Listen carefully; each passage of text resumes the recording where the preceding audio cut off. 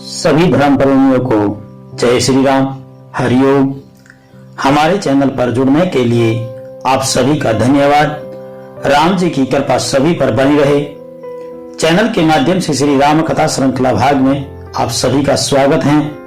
अगर आपने चैनल को सब्सक्राइब नहीं किया है तो कृपया सब्सक्राइब कर लें, जिससे आप तक आगे के आने वाले भाग आप तक पहुंच सके।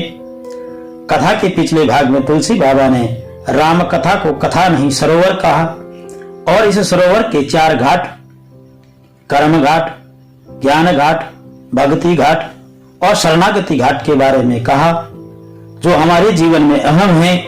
इसी क्रम में तुलसी बाबा ने कहा, कर्म घाट पर याज्ञवल्क्य जी भारद्वाज जी को कथा सुना रहे हैं और ये सहयोग कैसे प्राप्त हुआ। तुलसी बाबा कहते हैं कि भारद्वाज जी प्रयाग में निवास करते हैं और यहाँ मेला भरा जाता है। इस बात से ये प्रसिद्ध भी है। कब भरा जाता है? माघ मास में, जब सूर्य मकर राशि में आता है। यहाँ 1 महीना तक ऋषि, मुनि, महात्मा, संत सभी यहाँ आते हैं और भगवान के गुणों का गान करते हैं। और फिर जैसे ही सूर्य मकर से कुंभ राशि में जाता है तो सभी अपने अपने स्थान को चले जाते हैं। एक बार जब सूर्य मकर राशि में आया तो संत महाराज, महात्मा प्रयागराज में आए और स्नान किया, हरि कीर्तन किया। और जैसे ही सूर्य मकर राशि से कुंभ राशि में आया तो सभी अपने अपने आश्रम स्थान को जाने लगे। तो उन संतों में याज्ञवल्क्य नाम के परम विवेकी महात्मा, उनके चरणों को भारद्वाज जी ने पकड़ा और कहा, आप रुक जाइए, आप मत जाइए।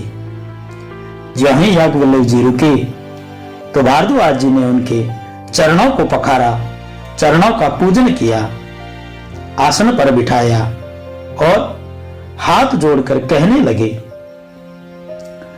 कि नाथ एक संशय बड़ मोरे, करतल वेद तत्व सब तोरे, कहत सो मोही लागत भय लाजा, जो न कहूं बड़ होय काजा, कहत सो मोही लागत भय लाजा, जो न कहूं बड़ होय काजा।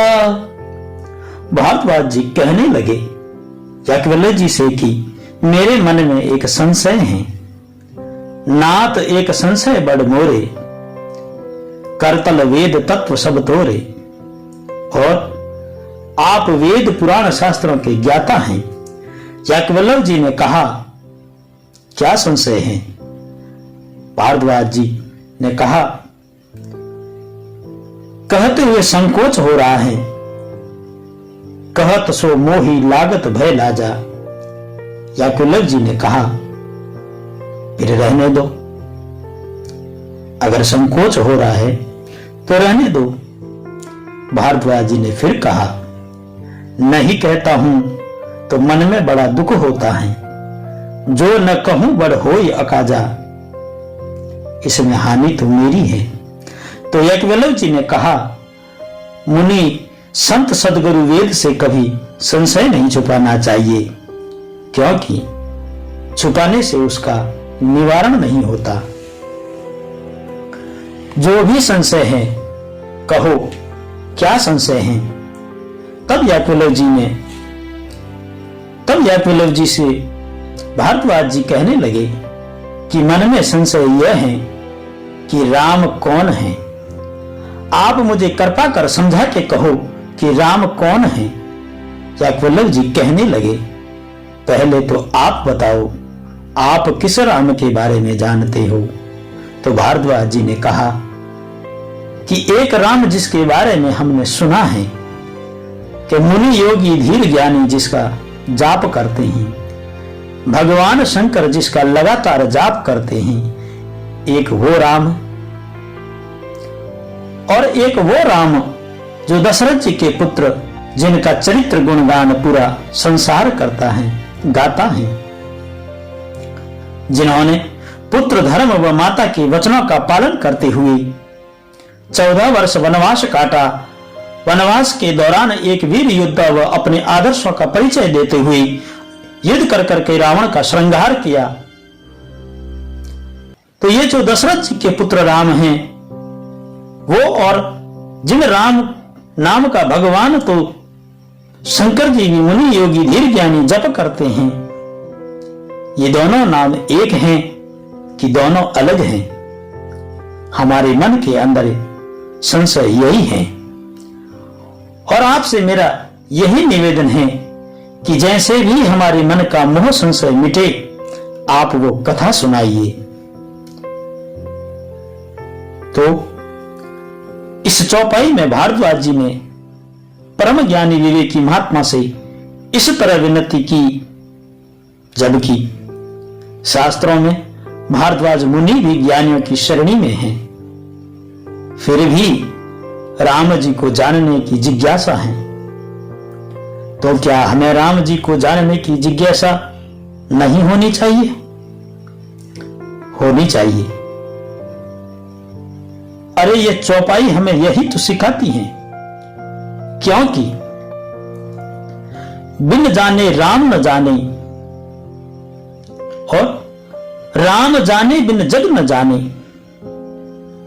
अर्थात बिना जिज्ञासा और बिना प्रयास के आप राम जी को नहीं जान पाएंगे, और राम जी जाने बिना जग न जाने,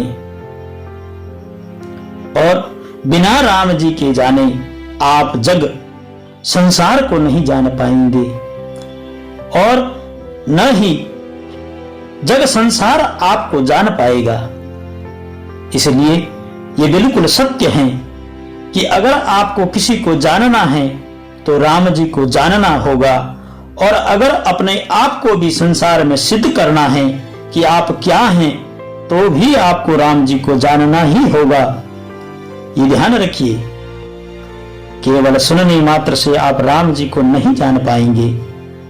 और जान कब पाएंगे? जब राम जी के साथ साथ उनके जीवन धर्म व आदर्श को जान पाएंगे। तो जितना हो सके राम जी को जानने का प्रयत्न करें, और जिस दिन यह शुरू कर देंगे उस दिन विश्वास करिए, आरंभ तो मिलेगा मगर अंतिम छोर नहीं मिलेगा, क्योंकि राम कथा अनंता, इसका कोई अंत नहीं है। तो इसी तरह समय निकालकर जो 10-15 मिनट का है, जिसे सुन राम जी के आदर्शों का अपने जीवन में अनुभव करें। और ये सरल भी है, क्योंकि किसी भी काम के लिए समय देना और समय निकालना दोनों में फर्क है, और उसी को ध्यान में रखते हुए ये वीडियो बनाए जा रहे हैं, जिससे ये जीवन उपयोगी ज्ञान आपके लिए सुलभ हो सके। क्योंकि कथा में 3 से 4 घंटे का समय निकालकर हर किसी के लिए सुलभ नहीं है, किंतु यह 10 मिनट से 15 मिनट का वीडियो एक एपिसोड की तरह मानते हुए क्या हम अपने जीवन में ऐसा प्रयास नहीं कर सकते कि जिससे हम अपने सनातन धर्म व राम जी एवं राम जी के आदर्शों को जान सके, और आने वाली पीढ़ी के लिए ज्ञान रूपी श्रृंखला तैयार कर सके।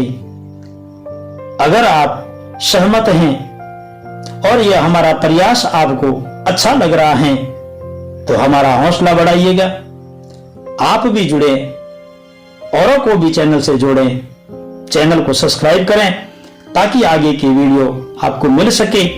वीडियो को लाइक और कमेंट में जय श्री राम लिखकर इस कथा में अपनी उपस्थिति दर्ज करें। राम जी कृपा सभी पर करें। राम जी फिर मिलाएंगे अगली चौपाइयों के साथ। जय श्री राम। हरि ओम।